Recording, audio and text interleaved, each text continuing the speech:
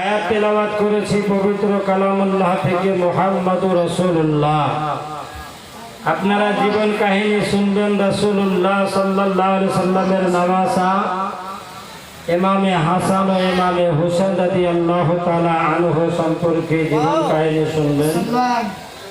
আমি যেটুকু সময় আপনাদের কাছে দেব সেই সময়ে বিশ্ব নবী সাল্লাল্লাহু আলাইহি সাল্লাম অর্থাৎ সিরাতে মুস্তাফা সম্পর্কে আপনাদের কিছু জানাবো। সিরাতে মুস্তাফার জীবন কাহিনী কিছু আপনাদের শোনাবো।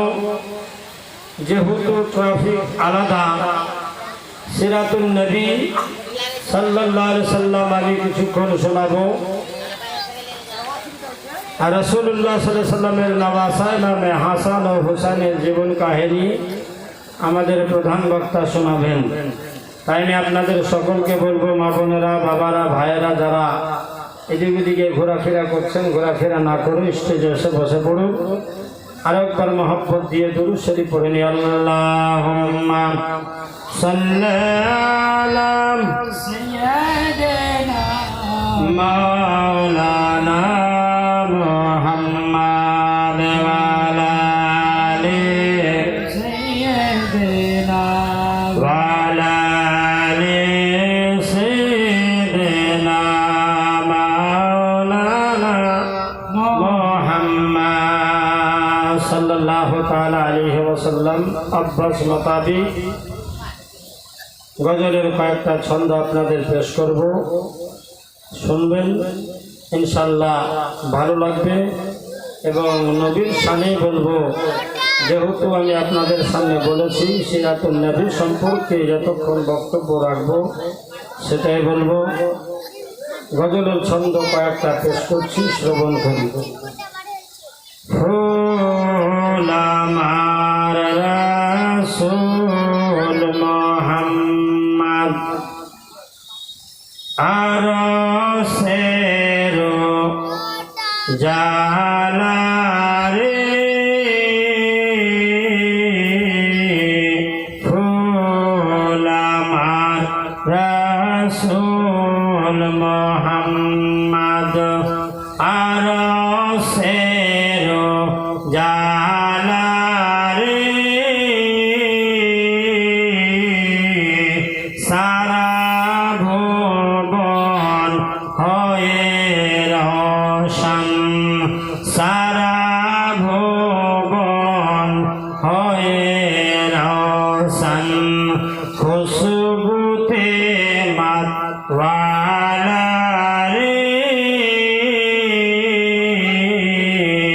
ফুল আমার রাসূল মুহাম্মদ আরশের জালা রে।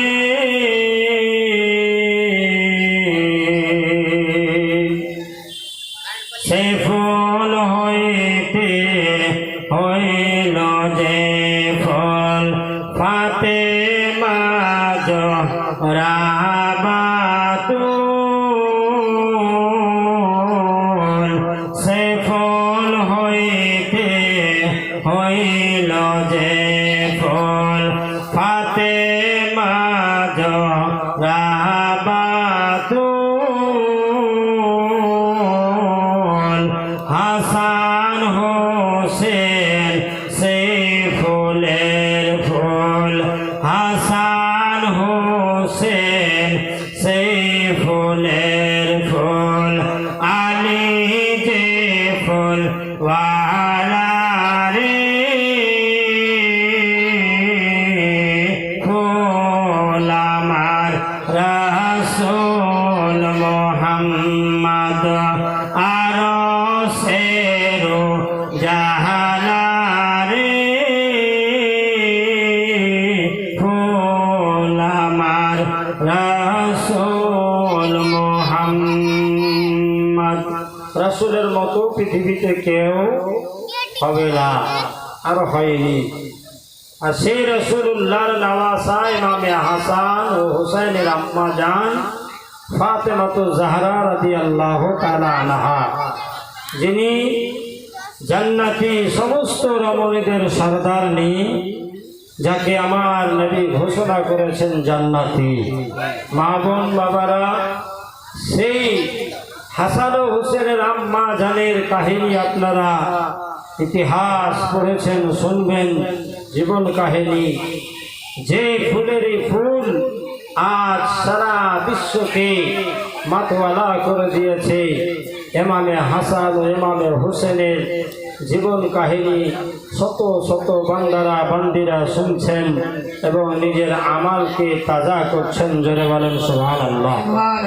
মুআজ্জাজ সামিনে কেরাম বেরাদারান ইসলাম সাহেব বলছে, আরশ কুরসি লৌহ কালাম, আরশ কুরসি লৌহ কালাম, যার নূরেতে আরশে আযম, আরশ কুরসি লৌহ কালাম, যার নূরেতে আরশে আযম।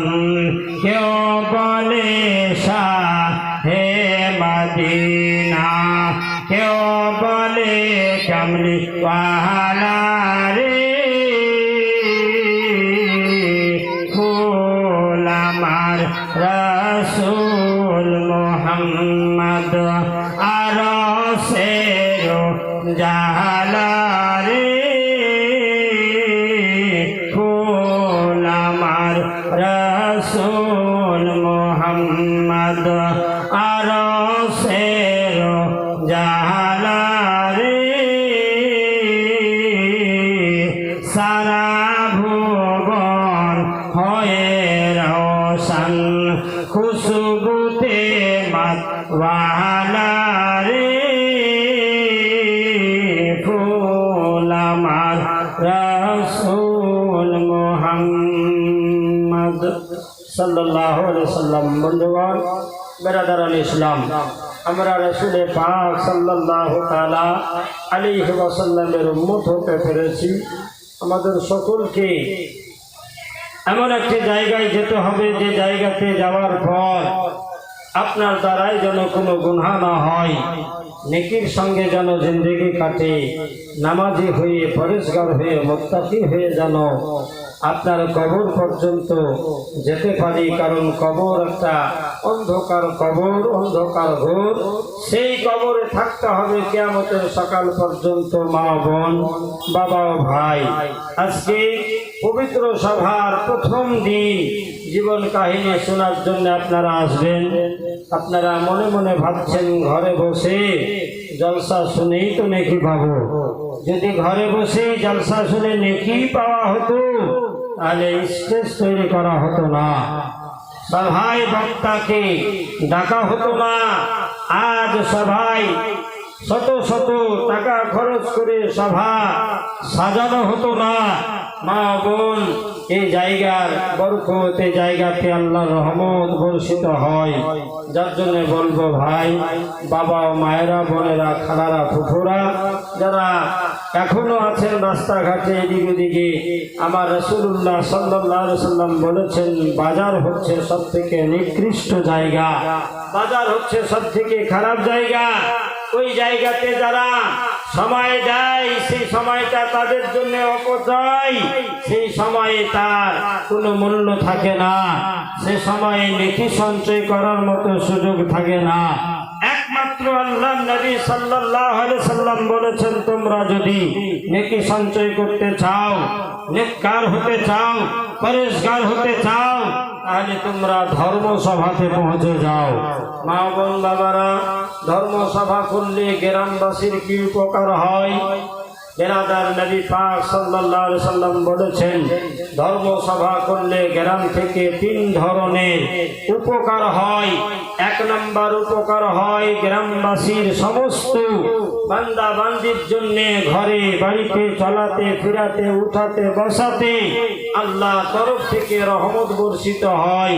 ফেরেশতারা স্টেজ থেকে নিয়ে পুরো গ্রামবাসীর ঘরে ঘরে, পুরো গ্রামবাসীর বাড়িতে আল্লাহর তরফ থেকে এসে থাকে এবং আল্লাহ পাক রব্বুল আলামিনের আদেশে তারা প্রত্যেকটি ঘরে, বাড়িতে, সভাতে, বান্দা বান্দীদের ঘরে রহমত বর্ষিত করেন। জোরে বলেন সুবহানাল্লাহ। মুআজ্জাজ সামিনে কিরাম, মা ও বোন, বাবারা, আপনাদের সকলকে বলবো, জীবন কাহিনী শোনার জন্য এসেছেন, আসবেন, 5 রাত্রি ব্যাপী শুনবেন। তাই আমি বলেছিলাম আপনাদের সামনে পবিত্র কালামুল্লাহ থেকে একটি আয়াত তেলাওয়াত করেছি, মুহাম্মাদুর রাসূলুল্লাহ। মুহাম্মদ হচ্ছে আল্লাহর রাসূল, মুহাম্মদ হচ্ছে আল্লাহর পয়গম্বর। এই পয়গম্বরের মধ্যে সন্দেহ নাই, যে পয়গম্বরকে আমি আপনি সকলে এক আল্লাহু আকবার, আল্লাহ রাব্বুল আলামিনের পয়গম্বর বলে জানি। তাই আমি আপনাদের সকলকে বলবো, বাবারা, ভাইরা, মা ও বোনেরা, আর দেরি নাই, অল্প সময়ের মধ্যে ছুটে আসেন। যেহেতু আমাদের প্রথম রাত, আমাদের বক্তা এসে উপস্থিত হয়ে যাবেন। বলছিলাম মুহাম্মাদুর রাসূলুল্লাহ, আল্লাহর রাসূল, যাকে আমরা সকলে এক বাক্যে স্বীকার করি, যার মধ্যে আল্লাহ পাক এত জ্ঞান